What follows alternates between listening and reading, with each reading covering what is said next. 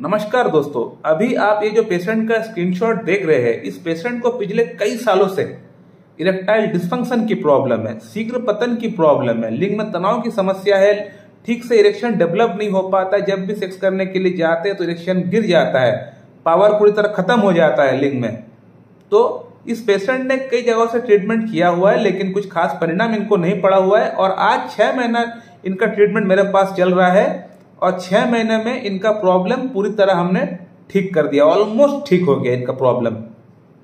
कौन सा मेडिसिन का सिलेक्शन किया हूं, कौन सा एंगल से मेडिसिन का प्रिस्क्रिप्शन किया हूं, ये आज इस वीडियो में बताने वाला हूं। जो जूनियर डॉक्टर्स है, जो होम्योपैथिक लवर्स है या जो नॉर्मल जो व्यूअर्स है, जो इस फील्ड से जुड़े हुए नहीं भी है, वो लोग इस वीडियो को देख सकते हैं कि कौन सा एंगल से हम लोग मेडिसिन का प्रिस्क्रिप्शन करते हैं होम्योपैथी में, और होम्योपैथी में केस टेकिंग का महत्व क्या होता है, ये भी आज आप लोग को पता चल जाएगा इस वीडियो के माध्यम से। मुझे बहुत लोग मैसेज करते हैं व्हाट्सएप पे, डॉक्टर साहब मुझे ये प्रॉब्लम है, मुझे कोई एक मेडिसिन का नाम बता दीजिए।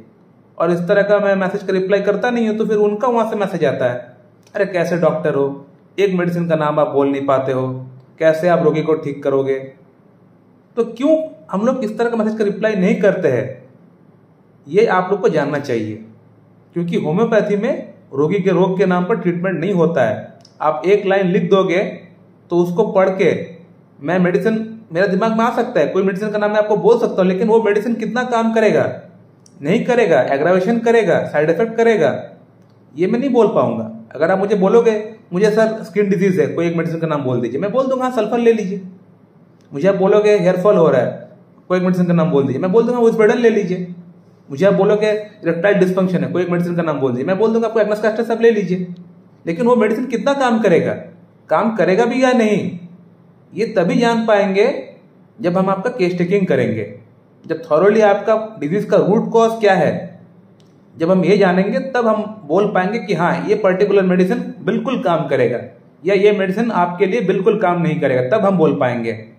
तो रोगी का प्रॉब्लम का रूट कॉज क्या है उस पे जाना पड़ेगा, जड़ पे जाके पता करना पड़ेगा कि प्रॉब्लम असल में है क्या, मानसिक है, शारीरिक है या कोई और प्रॉब्लम है।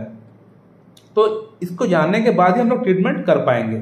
अब इस पेशेंट की अगर बात करें तो इस पेशेंट का शादी हो चुका था, लेकिन ये अपना वाइफ से एस्केप कर रहा था, अपने आप को बच रहा था, ये भाग रहा था ताकि उसको सेक्स ना करना पड़े, और इनका मन का अंदर सेक्स के प्रति विचार, इच्छा बिल्कुल खत्म सा हो चुका था, कोई इच्छा इनका अंदर नहीं बचा था, इस तरह कंडीशन डेवलप हो चुका था। लेकिन मानसिक तौर पे कोई इंडिफरेंस पैदा नहीं हुआ था, जैसे कि हम लोग एसिड फॉस का पेशेंट के अंदर देखते हैं कि कुछ भी अच्छा नहीं लगता है, हर चीज बुरा लगता है, दुनिया में अब उनको रहने का मन ही नहीं करता, लगता है कि शायद मौत आ जाए तो अच्छा रहेगा, ये एसिड फॉस में पाया जाता है। लेकिन इस तरह का नेगेटिविटी इस पेशेंट का अंदर नहीं आया था, ये ऑप्टिमिस्टिक था कि हाँ मैं ठीक हो जाऊंगा, आज नहीं तो कल मैं कोई अच्छे डॉक्टर के पास जाऊंगा, मैं ठीक हो जाऊंगा। इसका अंदर ये भरोसा, ये पॉजिटिविटी इस पेशेंट का मन में था। जब हम लोग पेशेंट का कोई केस टेकिंग करते हैं तो पेशेंट का जो प्रेजेंट कंप्लेंट है वो लेते हैं, पेशेंट का पास्ट हिस्ट्री क्या है, पास्ट कंप्लेंट क्या कुछ रहा है, हम लोग वो लेते हैं, कोई कॉन्कमिडेंट्स है कि नहीं। कॉन्कमिडेंट्स का मतलब पेशेंट का जो रियल प्रॉब्लम है उसके साथ साथ पैरेलली और कोई प्रॉब्लम चल रहा है कि नहीं, हम लोग ये जानने का प्रयास करते हैं। कोई पिकुलियर सिम्टम है कि नहीं, यानी कोई ऐसा सिम्टम जो कि सबसे पिकुलियर, सबसे हटके अलग है, ऐसा कोई पिकुलियर सिम्टम है कि नहीं। इसके अलावा कोई एलिमेंट आफ्टर है कि नहीं, एलिमेंट आफ्टर मतलब क्या, कोई घटना पेशेंट का लाइफ में घटा था उसके बाद से पेशेंट के अंदर प्रॉब्लम शुरू हुआ है, ऐसा कोई हिस्ट्री है कि नहीं। मोडालिटीज और एक फैक्टर है, हालांकि मोडालिटीज जो है ये एक्यूट केस के अंदर ज्यादा हम लोग देखते हैं, क्रॉनिक केस में इसका ज्यादा इस्तेमाल नहीं होता है। इसके अलावा पेशेंट का जो फैमिली है उसका हिस्ट्री क्या है, उन लोगों में क्या डिजीज रहा है, उन लोगों में कौन सा डिजीज के कारण से वहां पे मौत हुआ है, या कोई किसको क्या कोई प्रॉब्लम चल रहा है, हम लोग ये जानने का प्रयास करता है। तो इस केस के अंदर अगर बात करें तो पेशेंट को, जैसे मैंने पूछा कि आपका अंदर क्या पास्ट हिस्ट्री में कोई प्रॉब्लम था आपको, तो पेशेंट ने बताया डॉक्टर साहब हाँ मुझे सोरियासिस की प्रॉब्लम था, उसके लिए हमने एलोपैथिक ट्रीटमेंट कराया हुआ है और वो ठीक भी हो गया है, उससे मुझे अब कोई प्रॉब्लम नहीं है, अभी मुझे सिर्फ इरेक्टाइल डिस्फंक्शन का प्रॉब्लम है, इसको आप मुझे ठीक कर दीजिए। पेशेंट को तो पता नहीं है कि मैं कौन सा एंगल से क्या प्रिस्क्रिप्शन करने वाला हूं, पेशेंट को नहीं पता है, लेकिन मुझे पता है कि मुझे क्या क्या सिम्टम चाहिए।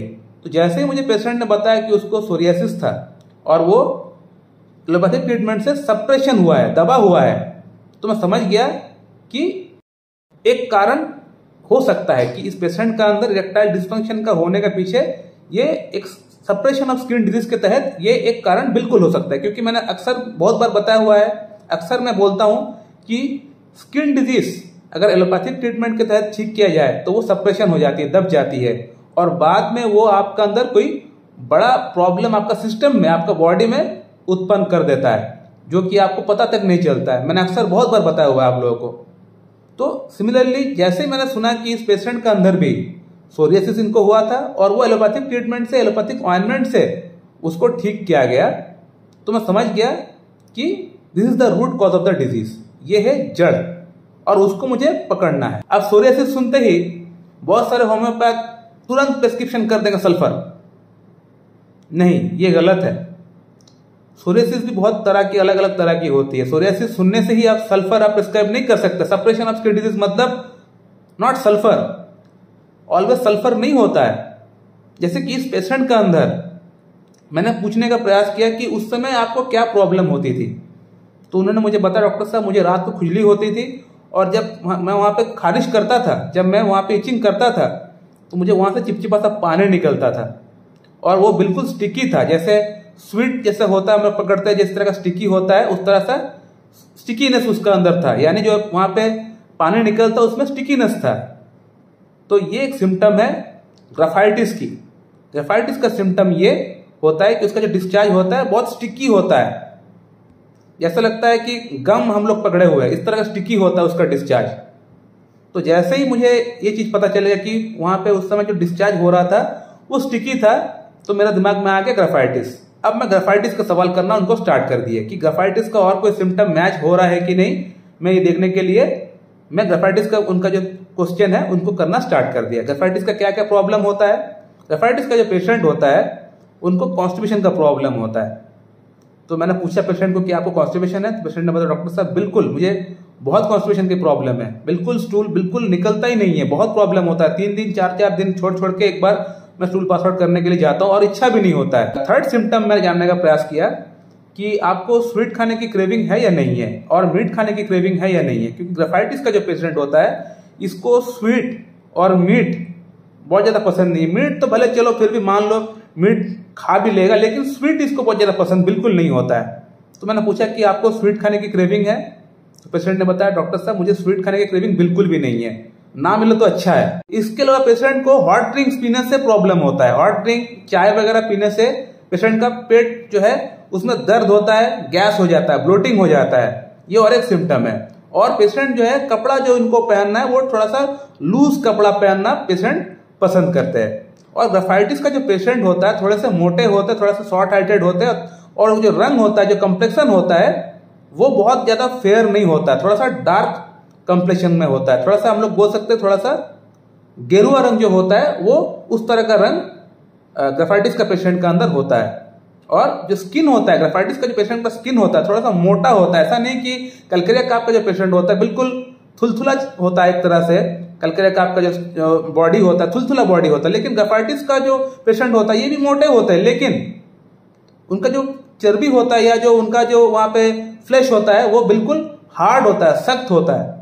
तो मैंने पेशेंट को कहा कि आप एक काम करिए, आप वीडियो कॉल करिए, मुझे आपको देखना है। तो पेशेंट ने तुरंत मुझे वीडियो कॉल किया, तो मैंने पेशेंट को देखा, मैं देख के समझ गया कि हाँ ये बिल्कुल ग्राफाइटिस है। इसके अलावा पेशेंट ने मुझे स्टार्टिंग में एक चीज बताया था कि इनको सेक्स करने की इच्छा बिल्कुल नहीं होता है, ये सेक्स से भागते हैं, ये अपना वाइफ से भाग रहा है वो कई दिनों से, उन्होंने मुझे स्टार्टिंग में ही बताया है ये। तो ग्राफाइटिस का जो पेशेंट होता है इसको सेक्स करने की इच्छा बिल्कुल भी नहीं होता है। मैंने कल ही क्लास में पढ़ाया हुआ है, जो लोग मेरा क्लास फॉलो करते हैं, जो डॉक्टर्स जो मेरा क्लास फॉलो करते हैं, मैंने क्लास में बताया हुआ है कि ग्राफाइटिस का जो पेशेंट है वो सेक्स से भागते रहता है, उसको सेक्स बिल्कुल उसको मन में अच्छा लगता है, लेकिन वो सेक्स का अंदर उसका अंदर इच्छा जो है वो जागरूक होता ही नहीं है। ये इनका अंदर मेन प्रॉब्लम होता है। और एक सिम्टम, पिकुलियर सिम्टम है ग्राफाइटिस का, वो ये है ग्राफाइटिस का पेशेंट जो है ना हमेशा चेहरे पर ऐसा करता रहता है, हमेशा ऐसा करता रहता है। उसको ऐसा लगता है कि उसका चेहरे पे कुछ चल रहा है या यहाँ पे कोई बाल अटका हुआ है, उसको ऐसा लगता है। तो मैंने पेशेंट को पूछा कि क्या आप चेहरे को हमेशा इस तरह से आप करते हैं? तो पेशेंट ने बताया डॉक्टर साहब जी मैं ये करता हूँ, मुझे अक्सर लगता है कि कुछ ना कुछ यहाँ पे फंसा हुआ है।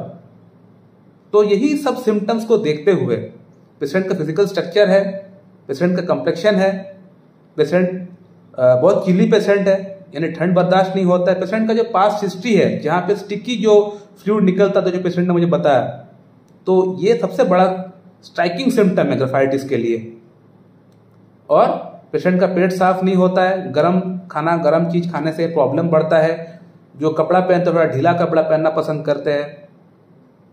तो ये सभी सिम्टम्स को और एक सिम्टम है, मेंटल सिम्टम ये था कि फैसला वो नहीं कर पाते हैं यानी इनडिसाइसिव। ग्राफाइटिस का जो पेशेंट होता है उससे फैसला नहीं हो पाता है, और इस पेशेंट का अंदर भी यही चीज है, फैसला उससे नहीं हो पाता है। जो वाइफ या फिर घर के बड़े जो लोग बोलते हैं वही करते हैं, वो उनका फैसला वो कभी भी अपना फैसला कभी भी वो जाके करते नहीं है। जो फैसला करना होता है उन्होंने मुझे बताया था कि घर पे जो बड़े लोग हैं वही करते हैं, या उनका वाइफ से सलाह मशवरा कर लेते हैं, वो खुद कोई फैसला नहीं करते क्योंकि इनका जो डिसीजन मेकिंग पावर है बिल्कुल खराब है। ये ग्राफाइटिस के पेशेंट के अंदर और एक मेंटल सिम्टम है। और एक सिम्टम जो मैंने आप लोग को बताया था कि ग्राफाइटिस का पेशेंट को स्वीट खाने की क्रेविंग बिल्कुल नहीं है। ग्राफाइटिस, कॉस्टिकम एंड फॉस्फोरस, ये 3 मेडिसिन ऐसी है जो लोग स्वीट की क्रेविंग बहुत ज्यादा नहीं है, स्वीट इन लोग को ना मिले तो अच्छा है। ग्राफाइटिस का पेशेंट को तो मीट खाना भी पसंद नहीं है, लेकिन इस पेशेंट के अंदर मीट के क्रेविंग नहीं बोल सकते, लेकिन थोड़ी बहुत मीट वो खाता है, चलिए कोई बात नहीं, लेकिन स्वीट इनको बिल्कुल डिसएग्री है, स्वीट इनको पसंद नहीं है।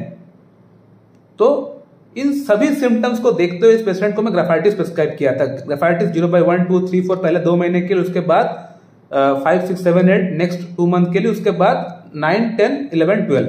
हाँ, और एक चीज मैं बोलना भूल गया था कि स्टार्टिंग का 1 मंथ में जैसे मैं इस पेशेंट को ग्राफाइटिस दिया तो इस पेशेंट का जो सोरियासिस जो दब चुका था वो फिर से बाहर निकला, यानी हीलिंग प्रोसेस स्टार्ट हो गया, यानी जो चीज दब चुका था वो बॉडी उसको फिर से बाहर निकाल के फेंक रहा है। जैसे कि आप लोगों में से बहुत लोगों को पता होगा कि अगर कोई स्किन डिजीज दबा हुआ है और हम लोग कोई एंटीसोरिक मेडिसिन देते हैं पेशेंट का सिम्टम्स को मैच करके, तो वो फिर से बाहर निकलेगा, वो बाहर निकलेगा, बॉडी उसको बाहर निकाल के फेंकेगी, उसके बाद ही आपका हीलिंग मैकेनिज्म स्टार्ट होगा, आपका हीलिंग प्रोसेस स्टार्ट होगा। जैसे कि इस पेशेंट के अंदर हुआ, पहले 1 महीना में इस पेशेंट को इरेक्टाइल डिस्फंक्शन में कोई इंप्रूवमेंट नहीं रहा।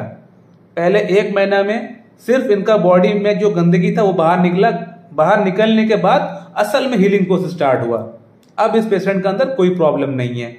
इस पेशेंट का ट्रीटमेंट मैं यहीं पर समाप्त कर रहा हूँ। इस पेशेंट को मैं कुछ ऑक्सिलरी मेजर्स के तहत इनको कुछ बताया हूँ, कुछ खाने के लिए बताया हूँ, कुछ व्यायाम सिखा दिया हूँ, कुछ लाइफस्टाइल चेंजेस बताया हूँ। ये सब पेशेंट फॉलो करेंगे तो इनको ये प्रॉब्लम अब दोबारा जल्दी नहीं आएगी। सो माय डियर फ्रेंड, आप लोगों ने देख लिया कि कैसे किस तरह से हम लोग ट्रीटमेंट करते हैं, कौन सा एंगल से हम लोग मेडिसिन प्रिस्क्राइब करते हैं। ये वीडियो आप लोग को देखना बहुत जरूरी है। जो लोग ये बोलते हैं बार बार कि आप एक मेडिसिन का नाम नहीं बोल सकते, तो कैसे बोल पाएंगे? अगर इस पेशेंट से अगर मैं बात नहीं किया होता तो मुझे नहीं पता चलता कि इनका पास्ट हिस्ट्री में क्या चल रहा था, क्या इनको हुआ है, मुझे नहीं पता चलता। और इनको मैं कोई एक मेडिसिन नाम बोल दिया होता उसी तरह, जैसे कोई बोलता है एग्नेस कैस्टस ले लो, कैलाइडियम ले लो, मैं भी उनको यही बोल दिया होता। तो क्या इनसे इनका इन मेडिसिन से फायदा होता? मुझे आप बताइए। बिल्कुल नहीं होता। तो ये क्या होता एट लास्ट, फिर वो बोलते होम्योपैथी बेकार है, ये डॉक्टर बेकार है, मेरा नाम खराब होता, उन्होंने मुझे ये मेडिसिन खाने के लिए बताया।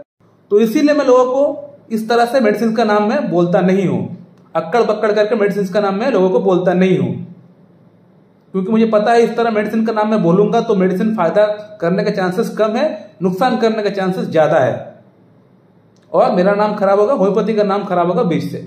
तो मैं ये नहीं चाहता हूं। तो आपको अच्छा लगे बुरा लगे ये आपका मैटर है, उससे मुझे कोई फर्क नहीं पड़ता है।